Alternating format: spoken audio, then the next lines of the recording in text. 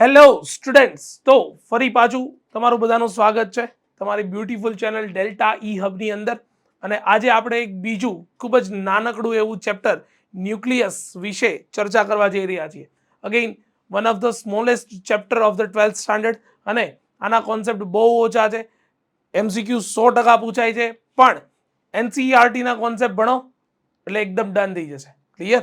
તો કોન્સેપ્ટમાં આગળ વધીએ. સૌથી પહેલા ન્યુક્લિયસમાં બંધારણ, ન્યુક્લિયસનું કદ અને પરમાણુની કદ કરતા કેટલા ગણું હોય છે? તો કે 10⁻⁻12 ગણું હોય છે. ચલો ડન, આટલી વસ્તુ ખબર પડી ગઈ. બરાબર. ન્યુક્લિયસનું પોતાનું કદ છે, એનો મતલબ કે ન્યુક્લિયસનું સમગ્ર દળ એના પરમાણુ કેન્દ્રની અંદર કેન્દ્રિત થયેલું છે એવું માની શકાય. પરમાણુ દળનો એકમ AMU એટોમિક માસ યુનિટ છે. બરાબર છે. અને 12મા ભાગને એક AMU અથવા એક યુ તરીકે ઓળખવામાં આવે છે. અને એક યુની કિંમત ઓલમોસ્ટ પ્રોટોનના દળ જેટલી છે, 1.6 × 10⁻⁻70. પ્રોટોનનું દળ તમારી સામે જ છે, એવી જ રીતે ન્યુટ્રોનનું દળ પણ તમારી સામે જ છે. બરાબર. અને પરમાણુ દળાંક એટલે Z+N નો સરવાળો થાય છે. ક્લિયર? અને એવી જ રીતે ન્યુટ્રોનની સંખ્યા એટલે A-Z તરીકે ઓળખવામાં આવે છે. બેઝિક નોલેજ છે, બેઝિક વસ્તુ છે જે તમને ખબર જ છે. બરાબર. ખાસ વસ્તુ યાદ રાખવાની છે, એ ત્રિજ્યાઓ માટે યાદ રાખવાનું છે. R = R0 જ્યાં R0 જે છે 1.2 ફર્મી છે. બરાબર. આટલી વસ્તુ ખબર પડી, આટલી વસ્તુ સમજાણી. બરાબર. એના પછી તમારે જે જોવાનું છે કે અહીંયા R³ છે. બરાબર. એ એના સમપ્રમાણમાં છે. સિમ્પલ બંને બાજુ ઘન કરી દો તો અહીંયા થઈ જશે R નો ઘન ઇઝ પ્રોપોર્શનલ ટુ વોટ? તો કે એ થઈ જશે A.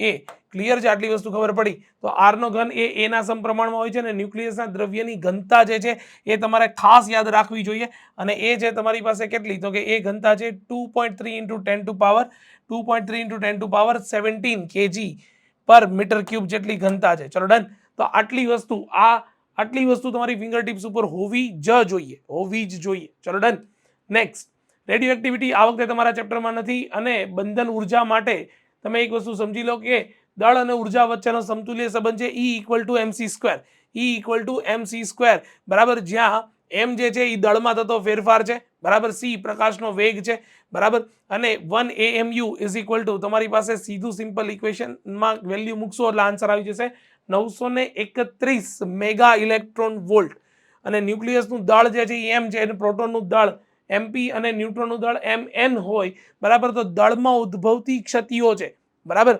કારણ કે તમને એક વસ્તુ ખબર હોવી જોઈએ કે અહીંયા પ્રોટોન અને ન્યુટ્રોનનું ઇન્ડિવિડ્યુઅલ દળ કરો, અને જ્યારે એ બંને ભેગા છે પરમાણુનું કુલ દળ કરશો. બરાબર. તો એ કુલ દળની કિંમત ઓબ્વિયસ છે કે ઇન્ડિવિડ્યુઅલ દળ જે કર્યું છે, દળનો સરવાળો કર્યો તેની કરતાં ઓછી આવતી હશે. ચલો ડન. તો એ દળમાં ઉદ્ભવતી ક્ષતિ છે Δm = તમે જે અહીંયા ઇન્ડિવિડ્યુઅલ સરવાળો કરો છો એમાંથી અહીંયા કુલ દળનો સરવાળો, કુલ દળને બાદ કરજો તો એ તમને Δm મળી જશે. અને એ Δm ની કિંમત જ્યારે તમે આ ઇક્વેશનની અંદર મૂકો છો, બરાબર છે, ત્યારે ઇક્વેશન છે E = Δm × c². બરાબર. આ Δm ની કિંમત તમે જ્યારે મૂકો છો તો એને સંલગ્ન તમને ઉર્જા મળી જશે. અને એ જ છે તમારી બંધન ઉર્જા. ચલો ડન. અને એ બંધન ઉર્જા EBN = મેં તમને કીધું ને Δm × c² કરશો. અને એ બંધન ઉર્જાને જો તમે ન્યુક્લિયોન દીઠ બંધન ઉર્જા તમારે જોતી હોય તો પરમાણુ દળાંક વડે માત્ર ને માત્ર ભાગવાનું છે. ચલો ક્લિયર છે? આટલી વસ્તુ ખબર પડી, આટલી વસ્તુ સમજાણી? હા કે ના બોલ ચાલ ફટાફટ. આટલી વસ્તુ ખબર પડી હોય તો હા કે ના બોલી જા. આટલી વસ્તુ ખબર પડી જાય એ પછી સિમ્પલ વસ્તુ છે કે અહીંયા A = 56, એટલે કે Fe માટે EBN નું મહત્તમ મૂલ્ય જે છે એ તમને મળી જશે કેટલું? તો કે 8.75 મેગા ઇલેક્ટ્રોન વોલ્ટ પર ન્યુક્લિયોન મળી જશે. ચલો આટલી વસ્તુ ખબર પડી, આટલી વસ્તુ સમજાણી.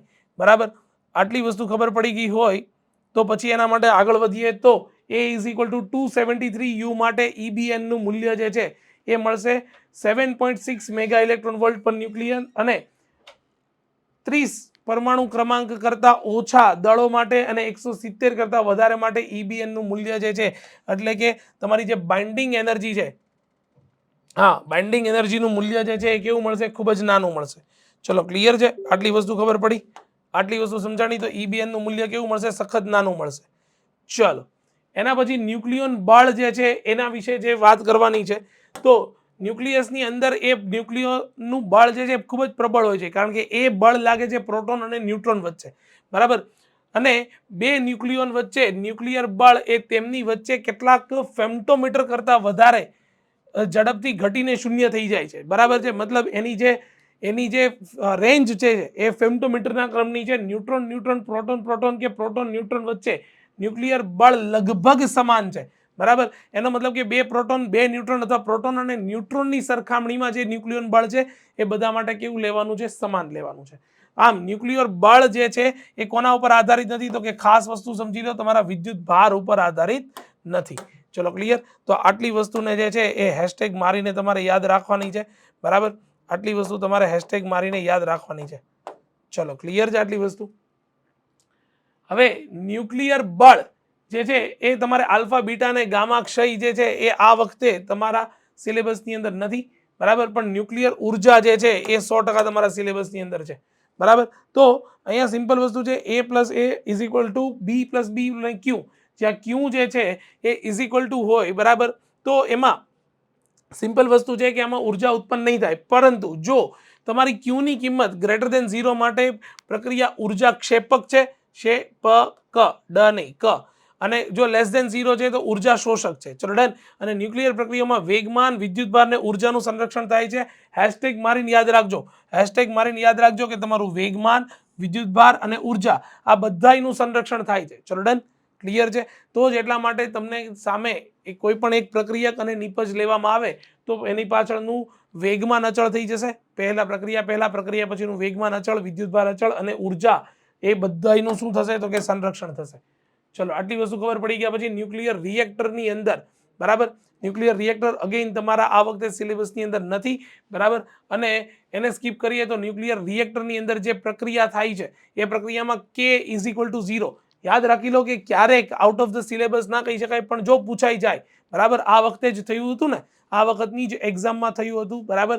કે આમ પરમાણુની અંદર પરિભ્રમણ કરતા ઇલેક્ટ્રોનને ત્રિજ્યાનું સૂત્રની સાબિતી નહોતી, પણ છતાં બોર્ડ એક્ઝામમાં પૂછાઈ ગઈ.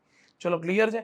તો k is equal two 0 A critical સ્થિતિ જે છે એ સફળ શૃંખલા છે. k ગ્રેટર દેન 0 એ સુપર ક્રિટિકલ સ્થિતિ છે અને k લેસ દેન 0 સબ ક્રિટિકલ છે. તો સીધી વસ્તુ જે છે એ એઝ ઇટ ઇઝ યાદ રાખી લેજો. ચલો ડન. આટલી વસ્તુ ખબર પડી. અને એ પછી તમારી પાસે જે છે એ ત્રણે ત્રણ પ્રક્રિયાઓ છે કે જેમાંથી ઉર્જા ઉત્પન્ન થાય છે. એઝ ઇટ ઇઝ યાદ રાખવાની છે, બરાબર. કે બે હલકા ન્યુક્લિયસના સંલયન થઈને ભારે ન્યુક્લિયસ બનાવે છે તો ઉર્જા ઉત્પન્ન થાય છે. મતલબ અહીંયા હાઇડ્રોજનનું ઉદાહરણ લીધું છે. બે હાઇડ્રોજન ભેગા મળીને ડ્યુટેરિયમ, બે ડ્યુટેરિયમ ભેગા મળીને એક મતલબ તમારો હિલિયમ બનાવે છે, અને બે હાઇડ્રોજનના સમસ્થાનિકો ભેગા મળીને હાઇડ્રોજનનો ત્રીજો સમસ્થાનિક બનાવે છે. ચલો ડન. આટલી વસ્તુ ખબર પડી, આટલી વસ્તુ સમજાણી, બરાબર. અને એની સાપેક્ષે ઉત્પન્ન થતી ઉર્જાઓ જે છે એ ઉર્જાઓ તમને MEV ના ક્રમની અંદર તમને આપી દેવામાં આવી છે. તો એઝ ઇટ ઇઝ આ ઇક્વેશન્સ તમારે સીધા યાદ રાખવાના થશે. ચલો ક્લિયર. આટલી વસ્તુ ખબર પડી જાય, બરાબર. તો એ પછી આપણે જે છે એ હવે એના MCQ તરફ આગળ વધીએ. તો MCQ માટે બહુ સિમ્પલ છે ભાઈ. ઓકે, ચલો. સૌથી પહેલો MCQ તમારી સ્ક્રીન ઉપર છે કે સૂર્યમાં થતી પ્રોટોનની ચક્ર જે પ્રક્રિયા થાય છે, બરાબર. એમાં પ્રક્રિયામાં ઇલેક્ટ્રોન અને તેના પ્રતિકણના સંયોજનથી પ્રાપ્ત થતી કુલ ઉર્જાનું સૂત્ર જે છે એ કેટલું હશે? તો સૌથી પહેલા તો એક વસ્તુ સમજી લો કે ઇલેક્ટ્રોન અને તેનો પ્રતિકણ, એટલે એક ઇલેક્ટ્રોન માઇનસ આવશે અને તેનો પ્રતિકણ આવશે, એટલે કે પોઝિટ્રોન E પ્લસ આવશે, બરાબર. અને પ્રાપ્ત થતી ઉર્જાનું જે સૂત્ર છે એ ઉર્જાનું સૂત્ર મતલબ ઉર્જાનું ઇક્વેશન બનશે આવી રીતે: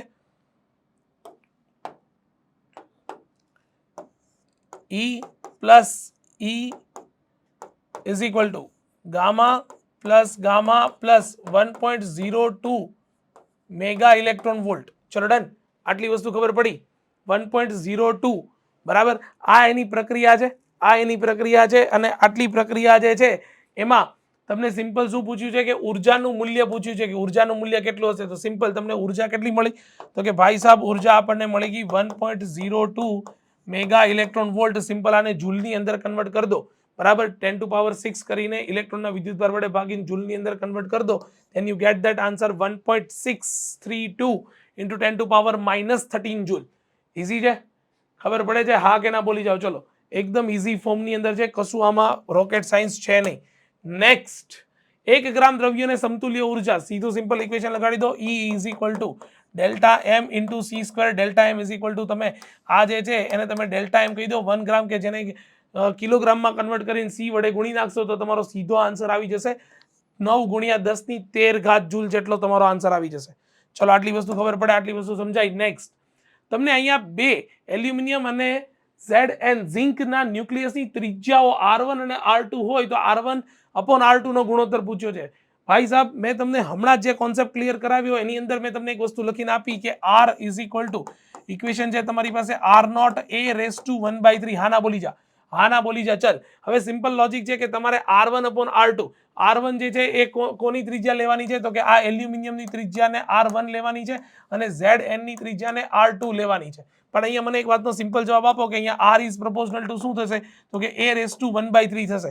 તો હવે તો ભાઈ બહુ સિમ્પલ થઈ ગયું ને. તમે શું કરશો તો કે અહીંયા R ઓફ એલ્યુમિનિયમ લખશો ના છેદમાં શું લખશો તો કે R ઓફ ZN લખશો, બરાબર, કે જેને તમે R1 અને R2 કીધું હતું. ઇઝ ઇક્વલ ટુ સિમ્પલ છે ને A ઓફ એલ્યુમિનિયમ ના છેદમાં A ઓફ ZN, બરાબર, અને એનું લઈ લેવાનું છે ઘનમૂળ, એનું લઈ લેવાનું છે 1 ઘનમૂળ. તો બહુ સિમ્પલ વસ્તુ છે કે A ની કિંમત શું આવી જશે, A ની કિંમત આવી જશે અહીંયા એલ્યુમિનિયમ માટે 27 ના છેદમાં સિમ્પલ 64 આવી જશે અને એનું ઘનમૂળ કાઢી લો, બરાબર છે, એટલે સિમ્પલ 3/4 એવો આન્સર આવશે. ચલો ક્લિયર. તો આ તમારો આન્સર છે, બરાબર. કોન્સેપ્ટ કયો છે તમારો, કોન્સેપ્ટ કયો છે યાદ કરી લો. કોન્સેપ્ટ છે તમારો આ કોન્સેપ્ટ છે, બરાબર. તો R is proportional two a⁻1/3 થવું જોઈએ.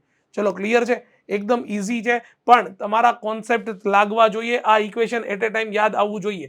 ચલો ક્લિયર, આટલી વસ્તુ ખબર પડી. એના પછી ન્યુક્લિયર વિખંડનની પ્રક્રિયામાં ઉત્સર્જતા ઝડપી ન્યુટ્રોનની ઉર્જા લગભગ, એ તો ભાઈ જ્ઞાન એટલે મતલબ જ્ઞાન બેઝડ એવું ના બોલાય, પણ તમારા કોન્સેપ્ચ્યુઅલ બેઝ ક્વેશ્ચન છે. That is a 2 mega electron volt. ચલો ડન, ક્લિયર છે, આટલી વસ્તુ યાદ રહેવી જોઈએ. નેક્સ્ટ ન્યુક્લિયર પ્રક્રિયા પૂર્ણ કરો. અરે ભાઈ સિમ્પલ લોજિક વિચારો કે અહીંયા તમે ઉપરની બાજુએ જો તમે નીચેની બાજુએ Z જોશો તો તમે 4, બરાબર, તમે નીચેની બાજુએ તમે જ્યારે જોશો તો અહીંયા 4 + 2 એટલે એ તો તમને 6 મળી ગયું. પણ અહીંયા તમે ઉપરના એનો જે પરમાણુ ભારાંક જોશો, બરાબર છે, તો એ 9 + 4 એટલે એ 13 થવું જોઈએ, એની બદલે અહીંયા આવે છે 13, મતલબ એક બાકી રહ્યું. તો સિમ્પલ છે ને, એ શું હશે તો કે ઇલેક્ટ્રોન અને પ્રોટોન તો હશે નહીં, બરાબર, એ હશે તમારો ન્યુટ્રોન હશે. ચલો ક્લિયર છે આટલી વસ્તુ. તો એ તમારો જવાબ આવી જશે. અહીંયા તમે સિમ્પલ ફોર્મની અંદર તમે અહીંયા લખી શકો કે એ હશે તમારો +N10. ચલો ક્લિયર છે, આટલી વસ્તુ ખબર પડી, આટલી વસ્તુ સમજાણી. ચલો નેક્સ્ટ, તત્વનો પરમાણુ દળાંક જે છે, તત્વનો પરમાણુ દળાંક જે છે, બરાબર છે, એ હંમેશા પરમાણુ ક્રમાંક જેટલો અથવા એની કરતા મોટો હશે. ક્લિયર છે, એ વસ્તુ તો આપણને ખબર હોય છે. પરમાણુ ક્રમાંક જેટલો અથવા શું હશે તો કે એના કરતા મોટો હશે. ચલો ક્લિયર છે, આટલી વસ્તુ ખબર પડી, આટલી વસ્તુ સમજાણી, બરાબર. તો આ તમારો સાચો આન્સર આવશે, કારણ કે પરમાણુ દળાંકની કિંમત ક્યારેય પરમાણુ ક્રમાંક કરતા નાની ન હોઈ શકે ભાઈ. ક્લિયર છે આટલી વસ્તુ. નેક્સ્ટ, યુરેનિયમના એક પરમાણુનું વિખંડન કરતા તમને 200 મેગા ઇલેક્ટ્રોન વોલ્ટ જેટલી ઉર્જા મળે છે. તો તમને આ જે છે એ E ની કિંમત આપી દીધી છે, બરાબર છે. અને જો તમારે આટલો પાવર મેળવવો હોય એટલે 6.4 વોટનો પાવર મેળવવા માટે દરેક સેકન્ડમાં કેટલા યુરેનિયમના ન્યુક્લિયસનું વિખંડન થવું જોઈએ. ચલો ક્લિયર છે આટલી વસ્તુ. કેટલા ન્યુક્લિયસનું વિખંડન થવું જોઈએ. તમારી પાસે સીધી સિમ્પલ એક પાવરનું ઇક્વેશન છે. Power P is equal two E/T. ચલો ડન. એકમ સમય દીઠ આપાત થતી ઉર્જાને પાવર કહેવામાં આવે છે. આ પણ આપણને ખબર જ છે. ઇક્વેશન બધામાં સેમ આવશે. યુરેનિયમના એક પરમાણુનું વિખંડન કરવા માટે ઉર્જા આટલી છૂટી પડે છે, બરાબર. તો તમારે નંબર ઓફ ન્યુક્લિયસ જોઈએ તો સિમ્પલ છે, અહીંયા n વડે ગુણી નાખો અને n ને સૂત્રનો કરતા બનાવો તો n ઇઝ ઇક્વલ ટુ આવી જશે P × T/E. લોજિકલી વિચાર કરો તો તમને 1 સેકન્ડ એવું કહી દેવામાં આવ્યું છે, 1 સેકન્ડ. તો અહીંયા T ઇઝ ઇક્વલ ટુ તો તમારે 1 સેકન્ડ જ લઈ લેવાનું છે. તો એ તો બહુ ટેન્શન છે નહીં. P અને E ની કિંમત આપી દીધી છે. તમારા માટે પાવર કેટલો છે તો કે આ સાહેબ અહીંયા આપી દીધો power P is equal to 6.4 watt, બરાબર. E ની કિંમત આપી દીધી 200 મેગાવોટ. મેગાવોટને કન્વર્ટ કરી દો 10⁶ ની અંદર. ચલો ડન, ક્લિયર છે આટલી વસ્તુ. અને આટલી વસ્તુ કન્વર્ટ કરીને એની માટે ખાલી કિંમત મૂકશો તો તમારો આન્સર છે એ આન્સર છે 2 × 10⁻11. That is your answer. ચલો ડન, ક્લિયર છે આટલી વસ્તુ ખબર પડી. હા કે ના બોલી જા ચાલ ફટાફટ. આટલી વસ્તુ ખબર પડી કે નહીં. Next, very good question. તમારી પાસે ઓક્સિજનના 2 સમસ્થાનિકો તમારી સામે છે, 16-8 અને 17-8, બરાબર છે. અને ન્યુક્લિયોન દીઠ બંધન ઉર્જાઓ અનુક્રમે આપી દીધી છે. એટલે આ જે આપી દીધી છે તમારી 16-8 વાળી આપેલી છે આ તમારી 16-8 વાળી ન્યુક્લિયન આપેલી છે અને આ તમારી જે છે 17-8 વાળી આપેલી છે, બરાબર. તો 17-8 માંથી ન્યુક્લિયસમાંથી એક ન્યુટ્રોનને મુક્ત કરવા માટે જરૂરી ઉર્જાની કિંમત પૂછેલી છે. ભાઈ સિમ્પલ લોજિક વિચારી લો કે પ્રક્રિયા કઈ થઈ હશે, તો કે પ્રક્રિયા સર થઈ હશે આવી, ઓક્સિજન તમારા 17-8 માંથી તમારો 16-8 વાળો ઓક્સિજન બને છે અને અહીંયા એક ન્યુટ્રોન છૂટો પડે છે. ચલો ડન, એક ન્યુટ્રોન છૂટો પડે છે, બરાબર. હવે જો આ ન્યુટ્રોન છૂટો પડે છે તો એની સાથે કેટલી ઉર્જા મુક્ત થતી હશે? મુક્ત થતી ઉર્જા માટે બહુ સિમ્પલ ઇક્વેશન છે તમારી પાસે, જે અહીંયા મુક્ત થતી ઉર્જા માટે જો તમે કેલ્ક્યુલેટ કરો, આ મુક્ત થતી ઉર્જા E ની તમે કેલ્ક્યુલેશન કરશો તો E is equal two, simple છે, તમારે શું કરવું પડશે તો કે 17-8 વાળી, બરાબર છે, 17-8 માંથી ઓક્સિજનમાંથી જ્યારે 16-8 બને છે તો 17 ગુણ્યા એની જે ન્યુક્લિયોન દીઠ બંધન ઉર્જા છે એ કેટલી છે તો કે 7.75 MeV, બરાબર. MeV એટલે 10⁶ લખી જ નાખવાના, માઇનસ કરવું પડશે તમારે 16 ગુણ્યા કેટલી ઉર્જા છે તો કે 7.97 MeV. MeV માટે તમે સિમ્પલ વિચાર કરી લો કે અહીંયા 10⁶ કરી દો, બરાબર. આ બંનેનું સાદુરૂપ આપીને મતલબ આટલી બાદબાકી કરીને જે જવાબ આવશે એ તમારી ઉર્જા છે ને એ તમારો આન્સર છે 4.23 MeV. ચલો ડન, આટલી વસ્તુ ખબર પડે, આટલી વસ્તુ સમજાય, બરાબર. ઇલેક્ટ્રોન વોલ્ટની અંદર આન્સર આવશે. જો તમે અહીંયા 10⁶ નથી લખતા તો બાય ડિફોલ્ટ તમને 4.23 આન્સર મળી જશે અને એ બી એ જ કરજો કારણ કે તમને આન્સર માંગ્યો છે MeV ની અંદર, મેગા ઇલેક્ટ્રોન વોલ્ટની અંદર આન્સર માંગ્યો છે. ચલો ક્લિયર છે, આટલી વસ્તુ ખબર પડી, આટલી વસ્તુ સમજાણી, બરાબર. આ બહુ સિમ્પલ છે. નેક્સ્ટ, ન્યુક્લિયસની સરેરાશ ઘનતાનું મૂલ્ય પાણીની ઘનતા કરતા કેટલી હશે? ભાઈ પાણીની ઘનતા તમે 1 તરીકે કન્સિડર કરો તો 10⁻³ તરીકે કન્સિડર કરી દો. જો તમે એને કિલોગ્રામના ફોર્મની અંદર ભણો છો તો તમને એટલી વસ્તુ ખબર પડી જોઈએ કે ન્યુક્લિયોનની સરેરાશ જે તમારી ઘનતાનું મૂલ્ય જે છે ને એ મેં તમને હમણાં જ યાદ રખાવ્યું. કેટલું રખાવ્યું તો કે 2.3 × 10⁻17 જેટલું યાદ રખાવ્યું. ના છેદમાં પાણીની સાપેક્ષે પૂછે છે, 10⁻³ ની સાપેક્ષે પૂછે છે તો એ તમારો આન્સર આવી જશે 10⁻14 જેટલો જે છે એ આન્સર આવશે, 2.3 × 10⁻14. ચલો ડન. તો એકદમ બેઝિક ક્વેશ્ચન હતો, કશું હતું નહીં, બરાબર. પણ તમને ન્યુક્લિયોનની સરેરાશ ઉર્જા જે છે એ ખબર હોવી જોઈએ, સરેરાશ ઘનતાનું મૂલ્ય તમને ખબર હોવી જોઈએ. ઓકે, તો તમને એવું કીધું યુરેનિયમ 235 ની અંદર ન્યુક્લિયસમાં પ્રોટોન કરતા ન્યુટ્રોન કરતા કેટલા ન્યુટ્રોન વધારે છે, મતલબ નંબર ઓફ ન્યુટ્રોનની સંખ્યા તમને પૂછી છે. તમને એવી ખબર પડી જોઈએ કે 235 માંથી સિમ્પલ 235 માંથી હું 92 ને બાદ કરીશ તો જે સંખ્યા મળશે એ મને પરમાણુ ક્રમાંક મળશે. પરમાણુ ક્રમાંકની અંદર સિમ્પલ લોજિક વિચારો, સપોઝ કે અહીંયા મને કોઈ એક્સ એમાઉન્ટ મળી તો આ એક્સ એમાઉન્ટ મને પરમાણુ ક્રમાંક મળ્યો કે જેમાં પ્રોટોન અને ઇલેક્ટ્રોન સરખા હશે પણ ન્યુટ્રોન એડ થયેલા હશે. એટલે સિમ્પલ વસ્તુ છે કે આ એક્સ માંથી પણ મારે પરમાણુ ક્રમાંક એટલે કે 92 ને બાદ કરવો પડશે અને એ જે જવાબ આવશે, બરાબર, એ ફાઇનલ જે છે એ તમારો આન્સર આવશે. ચલો ડન, આટલી વસ્તુ ખબર પડી. પરમાણુ દળાંકમાંથી સૌથી પહેલા તો હું Z નંબર ઓફ પ્રોટોન અથવા ઇલેક્ટ્રોનને બાદ કરી દઈશ અને એ જે એમાઉન્ટ આવશે એમાંથી ફરી પાછો મારે પ્રોટોનની સંખ્યા બાદ કરવી પડશે કારણ કે એક્સની એમાઉન્ટમાં પ્રોટોન અને ન્યુટ્રોન બંને ભેગા હશે. ચલો ક્લિયર છે આટલી વસ્તુ કરીશ તો એ મને આન્સર આવી જશે કેટલો તો કે એ 51 જેટલો આન્સર આવશે. ચલો ડન, ક્લિયર છે, આટલી વસ્તુ ખબર પડી, આટલી વસ્તુ સમજાઈ ગઈ, બરાબર. ઇઝી કેલ્ક્યુલેશન છે પણ સીધું સિમ્પલ સમજી લેજો, આમાંથી આ બાદ કરીને સીધું એક્સ ની કિંમત ના મૂકી દેતા. ચલો ડન, એ આન્સર નહીં આવે. ઓકે, નેક્સ્ટ, સમઘટકોની જોડ કયો દર્શાવે છે? ઓબ્વિયસ છે કે આમાં તમને જોતા જ ખબર પડે કે એ તમારો આન્સર આવશે Br, બરાબર. બ્રોમિન જે છે એ સમઘટકોની એક જોડ દર્શાવે છે, બાકીમાં બધાની અંદર તમને સમઘટકો જે છે એ વધારે જોવા મળશે. ક્લિયર? તો એ તમારો આન્સર આવશે Br. પરમાણુ બોમ્બના વિસ્ફોટમાં ઉદ્ભવતી ઉર્જા મુખ્યત્વે શાના કારણે છે? ઓબ્વિયસ છે, ન્યુક્લિયર વિખંડનને કારણે છે. નિયંત્રિત તો આવવાની જ નથી, સંલયન થતું નથી, બરાબર છે. એમાં શું થાય છે તો કે ન્યુક્લિયર વિખંડન, તો આ તમારો આન્સર આવશે, એકદમ ઇઝી. ચલો, સ્થિર સ્થિતિમાં રહેલા સ્થિર સ્થિતિમાં આ વસ્તુ ખાસ અગત્યની છે. આ વસ્તુ જો જેને દેખાઈ ગઈ ને એ જ આ દાખલો સોલ્વ કરી શકશે. સ્થિર સ્થિતિમાં રહેલા ન્યુક્લિયસ સમાન ઘનતા વાળા અને તમને ત્રિજ્યાઓનો ગુણોત્તર આપી દીધો, મતલબ તમને અહીંયા R1 આપી દીધું R2 આપી દીધું, બરાબર છે. ત્રિજ્યાવાળા બે ન્યુક્લિયસમાં વિભાજન થાય છે તો તેમના વેગનો ગુણોત્તર પૂછ્યો છે. મને એક વાતનો સિમ્પલ જવાબ આપી દો કે જ્યારે ન્યુક્લિયસ જે છે સ્થિર સ્થિતિમાંથી વિસ્ફોટ થાય તો કઈ ઘટના બને? તો કે સિમ્પલ છે સર, અમે 11મા ધોરણથી ભણતા આવ્યા છે કે એમાં વેગમાનનું સંરક્ષણ થાય. 11મામાં પેલો બોમ્બ વાળો દાખલો હતો કે કોઈ એક બોમ્બ છે ફૂટે છે, એના 2 ટુકડા કે 3 ટુકડા થાય છે, બરાબર, તો પહેલા બીજા ત્રીજાનો વેગ શોધો અથવા તો વેગનો ગુણોત્તર શોધો, આવા બધા દાખલાઓ ભણ્યા છે. પણ એમાં બોમ્બ નથી તો અહીંયા સિમ્પલ છે શું છે તો કે ન્યુક્લિયસ આપી દીધું તો શું થાય તો કે વેગમાનનું સંરક્ષણ થાય. અને વેગમાનના સંરક્ષણની અંદર બહુ સિમ્પલ છે, બરાબર, કે તમારા વેગમાનના સંરક્ષણની અંદર શું લખી શકો તો કે P1 = P2 લખી શકો. ચલો ડન, આટલી વસ્તુ ખબર પડી, આટલી વસ્તુ સમજાણી.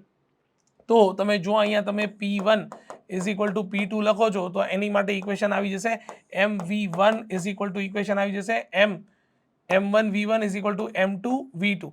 ચલો ડન, આટલી વસ્તુ ખબર પડી. અને જો તમને v1/v2 નો ગુણોત્તર પૂછ્યો છે, v1/v2 નો ગુણોત્તર પૂછ્યો છે તો એ થઈ જશે m2/m1. હવે દળ બરાબર શું લખી શકાય તો કે એની માટે લખી શકાય ઘનતા ગુણ્યા કદ, કારણ કે ઘનતા બરાબર દળ ભાગ્યા કદ, તો દળ બરાબર શું થાય ઘનતા ગુણ્યા કદ. તો હવે બંનેની સમાન ઘનતા છે એવું કહી દીધું છે, સમાન ઘનતાવાળા. જો સમાન ઘનતાવાળા એટલે અહીંયા રોજ લખાશે, અહીંયા આવશે 4/3 પાઈ r1 નો ક્યુબ, બરાબર, ના છેદમાં શું આવશે તો કે રો 4/3 પાઈ r2 નો ક્યુબ. ચલો રો સે રો ચમ્મા ચમ્મા 4/3 પાઈ, 4/3 से पाई कैंसल आउट. r1 અને r2 નો ગુણોત્તર આપ્યો છે 1/2. ચલો ડન, આટલી વસ્તુ ખબર પડી. આટલી વસ્તુ સોરી અહીંયા આવશે r2 આવી જશે, લોચો માર્યો, r2 આવશે અને અહીંયા r1 આવશે. ચલો ડન, r2 અને r1, તો r2 એટલે 2 નો ઘન 8 ને r1 એટલે 1 નો ઘન 1, તો તમારો જવાબ આવી જશે 8:1 ઇઝ યોર આન્સર. ચલો ડન. પણ અહીંયા એવી ખબર પડી જોઈએ કે વેગમાનનું સંરક્ષણ થાય છે, વેગમાનનું સંરક્ષણ થાય, પ્રારંભિક અને અંતિમ વેગમાન જે છે સમાન હશે. તો P1 + P2 = 0. P2 ને સામેની બાજુ લઈ જાઓ, ઋણ નિશાની લખવાનો અહીંયા કોઈ મતલબ નથી બનતો, એટલે ડાયરેક્ટ ચાલુ કર્યું P1 = P2 થઈને, કારણ કે ઋણ નિશાની તો માત્ર દિશા દર્શાવશે. ચલો ડન, ક્લિયર છે. અને અહીંયા આપણે કોઈ દિશા વિશે પૂછ્યું નથી, વેગનો ગુણોત્તર પૂછ્યો છે, વેગનો ગુણોત્તર તમારી પાસે આવી જશે 8:1. ચલો ડન, ક્લિયર છે. આટલી વસ્તુ ખબર પડી, હા કે ના બોલી જા ચાલ ફટાફટ. આટલી વસ્તુ સમજાઈ ગયા પછી કણ છે કે જેમાં સિમ્પલ છે, ન્યુટ્રોન જે છે, ન્યુટ્રીનો પૂછ્યું છે, ન્યુટ્રોન નથી પૂછ્યું, ન્યુટ્રીનો પૂછ્યું છે, જેની પર વિદ્યુતભાર નથી પણ એનો સ્પિન છે.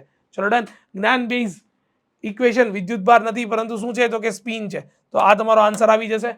લો બસ ડન, ઇઝી. તો આટલા જ તમારા MCQ સોલ્વ કરવાના હતા. અગેઇન હું કહું છું કે એટોમિક ફિઝિક્સની અંદર માત્ર NCERT ના અને આપણે ગણાવેલા કોન્સેપ્ટ તમે ભણશો, બરાબર, તો બીજે ક્યાંય બહાર જવાની જરૂર નથી, બરાબર. અગેઇન ભણતા રહો, જેને એટોમિક ફિઝિક્સ અઘરું લાગે છે એને સુધી શેર કરતા રહો. બાકી મળીએ આપણે નવા ક્લાસમાં. Thank you so much guys.